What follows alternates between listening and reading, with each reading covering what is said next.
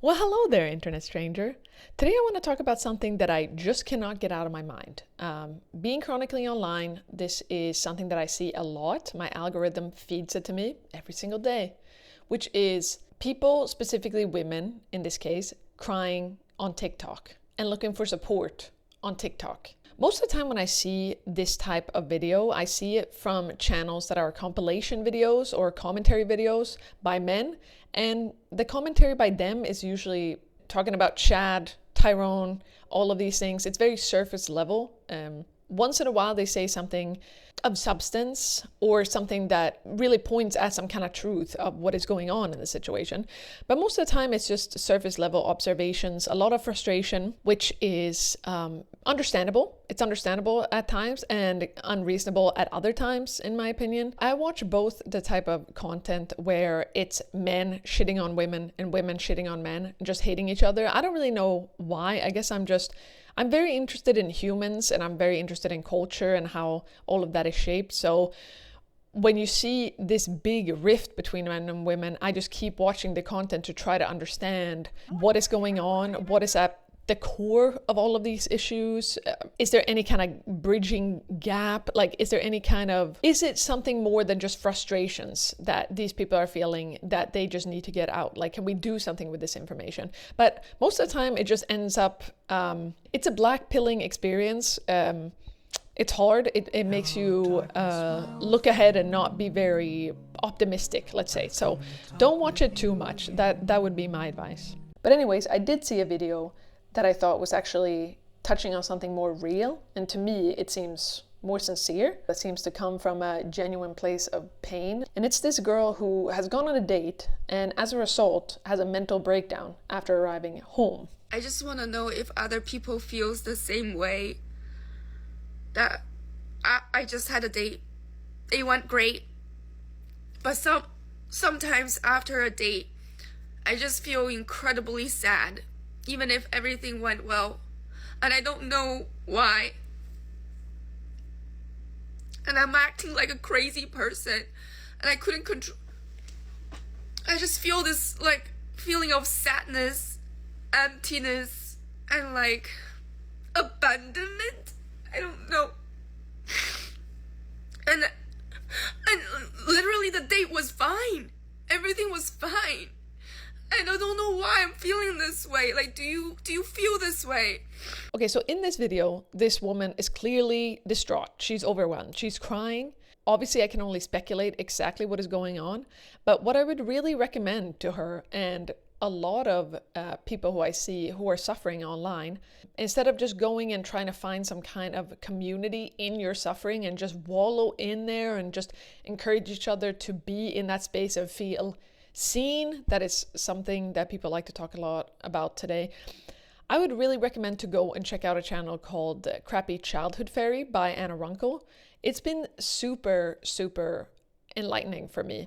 And one of the things that she talks about on her channel is this thing called, or this concept called, an emotional flashback and also abandonment melange. That's what we call abandonment melange. That's a word Pete Walker contributed to the literature, and it's such a good concept of the intense grief and rage and panic that can come over people when the feeling of abandonment happens, and it's drawing through this emotional flashback on what happened to them as a kid. And I want to talk about why that happens and how emotional injuries that happen before you even had language show up like that as just overpowering emotions that aren't connected to present day circumstances. And you don't even know where they came from, but they are upon you and they feel real. When you didn't have words, like before the age of 3 or so, you can't really form memories. And so all you remember is the emotion. You can't remember the event. But it's not uncommon in people who grew up in unstable households where there was fighting or addiction or, trauma going on, that would have happened, that your needs would have been neglected, that you would have cried for a very long time in a wet diaper. And that's where these wounds come from. So it's not going to come back as, this reminds me of when I was crying all alone. Like, you won't have that memory, but you'll remember the feeling. And the feeling comes up, and since it's not attached to a a cognition of what it was, of what the memory is. It just feels like it's happening right now.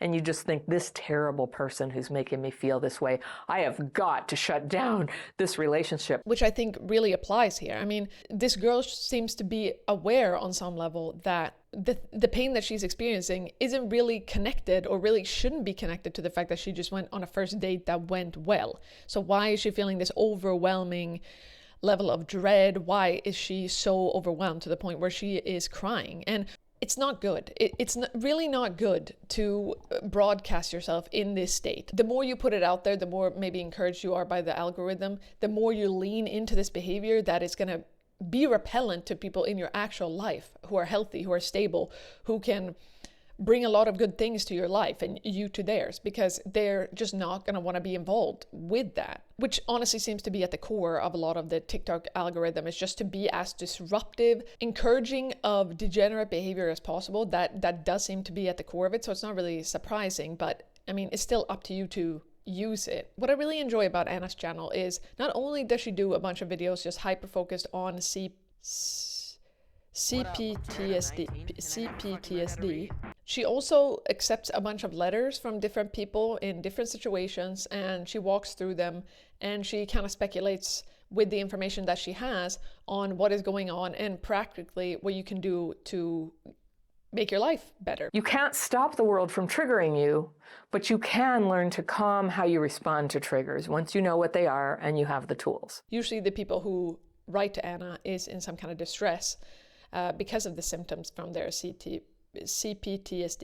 So yeah, I find it very useful. And she's very focused on truth. She's very focused on not hyper focusing on what has happened and ruminating on that. It's more in terms of being like, okay, but what are you doing today that is self-defeating? And that is really a perspective that I don't hear that often. Most of the time it's about ruminating on things that have happened and who have wronged you, and just getting deeper and deeper into that and being like, well, my inner child, and all of these different concepts that just have you stuck in this adolescent place where you're not getting better. And that's really not what Anna does. Anna is very focused on what you're doing today and how that affects your life in a negative way. So I really do appreciate her channel, and I highly encourage everyone to check it out, really. She says a lot of things that are useful for living a good life, an honest life, a happy life, a fulfilled life. So yeah, I just really enjoy her channel. But some of the behavior that is crying is not really on this, like, someone who's actually in pain. It just seems to be performative, like I said. And that is, I don't even really know exactly what to do about that or say about that, other than it seems to me as an incredibly unhealthy coping mechanism for you to, when you're going through something bad, to reach for your phone and film yourself. And also, if you can tell, most of the time when you're watching people who are filming on TikTok, they are looking at themselves in the screen. It's not like they're looking into the camera, like they're talking to you. They have a message for you. They're talking to themselves through the camera. Yeah, it's just a really distorted, unhealthy behavior that I just don't understand why it's happening on such a wide... Well, I do understand, because people are very lonely. I guess they don't really take time, or they're not healthy enough to maybe maintain a real relationship. And I'm not just talking about a romantic relationship. I'm talking about friendship, because that is what you're supposed to do with strong emotions like that. You should seek support from other people who love and care about you, so they can just listen to you, so they can give you a hug, so they can maybe give you good advice if that is what you're looking for, instead of just strangers who have no insight at all into your life. They do not care about you. And if they care at all, they have a surface level care, which is not going to do it, because they don't know you. They don't know anything about you. So they can't help you. They can't give you good advice. They can't give you support. It must just be something about the whole dopamine kick of getting likes and stuff. It's something like that. It's some kind of like addictive behavior that is just developed. I'm not really sure. Yeah, and also, on this point, it's also kind of funny, because even with people who you love and care about, who you have in your life, who you know very deeply because you've spent time talking to them and interacting with them, I don't know if this has ever happened to you, but this has happened to me a lot of times, because this is how humans tend to think about things and frame things in their mind, which is that you maybe talk to them about something that is going on in your life, and what they say back to you is just directly related to something that they've gone through and exactly how they decided to handle that. So it's not really like most people are able to take themselves out of the experience that they've had, pretty understandably so. It's different. Like growing your perspective and trying to put yourself in the shoe of other people and understand other people's experiences is very difficult. So I understand that. However, like I said, something that has happened to me most of the time, that when people want to give you advice, unsolicited, of course, because that's also a very common thing, is that they have no advice. They haven't really considered your situation or what is going on in your life or whatever. They just see whatever situation they went through and how they decided to handle that, and then they just need to justify that. So they tell you to do the same thing, whether or not that was a good advice, you know? And people don't really do that in a way that is malicious or any way. It's just like, that's clearly their perspective, since that's how they acted in a situation that they consider similar. So even with people who know you in your real life, who love you, have a 3D image of you and not just something up of a screen that you decide the total narrative of, they can give you shitty advice. So then just imagine strangers on the internet who have no vested interest in you, in your happiness, in your, like, yeah, it's just so, yeah, I don't know. It's just such an unhealthy time. And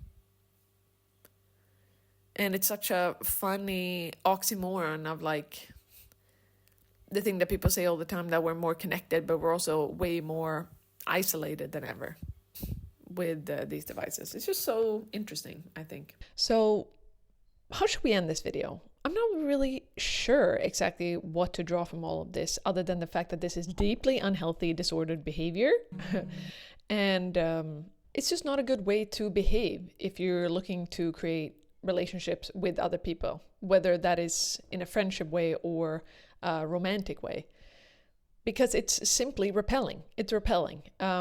It's just a bat signal of instability, and that's not good. I want to live in a society with strong families, strong friendships, so I wish that for no one. Looking for community online is not necessarily always a bad thing. I think that even talking about things that are more emotional and difficult is fine, but just you need to take the time, like instead of trying to profit off of your tears or to record an emotion live, I really think that the best way to go about it, if what you want is some kind of dialogue and some kind of online community around whatever it is that you're going through, I would just highly recommend to sit with the emotions and just let them run through you, and then think about, what is the point of this? Is it to discuss something that you're very interested in, or bring to light something that you don't feel is talked about enough? Like, that's all well and fine, but please just sit and deal with the emotions before you go on the broadcasting part of the entire thing, because yeah, in my opinion, it's just not the proper way to go about it. How do you know what's good for me? That's my opinion! I guess that is my point. My point is, don't do it. Whenever you feel like crying, put your phone away, put it face down, throw it on your bed. Don't touch it. Don't touch it. It's not good. Don't do that. Not demure. Yeah, so I guess this is easier said than done, but put down the phone. Put down the phone. That is how I would like to just end this video. And I think that's all I have to say on the subject. If you have anything else that you think that I missed, or anything else that you want to discuss, please feel free to leave it in the comments, and subscribe if you like the video and like it. And I hope that you're having a great day wherever you are, or night. And yeah, that's pretty much it. Bye. You know, what you're telling me about when the friendship felt good, you guys were sharing sad stories all the time. So that's a certain kind of friendship. It tends to be very unstable. It's nice to have support from people, but we confuse, as traumatized people, we confuse somebody being supportive with misery-loving company.